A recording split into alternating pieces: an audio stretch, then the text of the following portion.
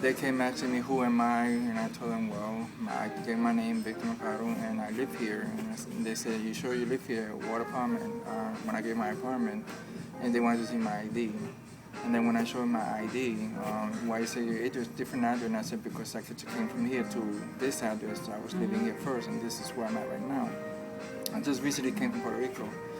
And what happened was that they didn't believe me. They turned me around. They wanted to put a handcuff on me, but they didn't put handcuffs. So what they did was they were checking me because they thought I was dealing drugs in the hallways.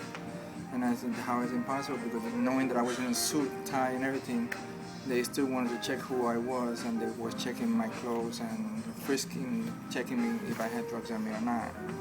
I said, look, if you don't believe me, come to the apartment and I will show you who's my family. I live here in this apartment 46. So they were writing it down. They was going to make a report, but all they do is took my name and my information, and they didn't do no report at all. And so what they did is they told me I'm not supposed to be here. Either go inside or go outside. So they were checking me, knowing that I was living there. They thought I wasn't living in the building. I felt terrible because they should see who I would dress, how I would look like, knowing I was Spanish. And coming out of the church, they got to know to come and check me. Thought that I was dealing drugs when I don't do drugs. Okay. I was recently coming from violently from Puerto Rico, which I went through one in Puerto Rico also violently through a cop. I'm trying to report it on domestic violence. Nobody showed up. And being here, having the same thing, I felt terrible. I was upset, and that traumatized me because I ended up going to the hospital. Second time was where I live now in 760 in Martensi Avenue, Martensi at night, coming also from church. On the way home with food, shopping for food. I was being robbed at that time at night, and while I was going through that, I see people outside looking at me, noticing what I was going through. I had called the cop when at the same time I was being robbed, trying to report to them that somebody trying to rob me. It took almost an hour for them to come and show up when I told them it's an emergency.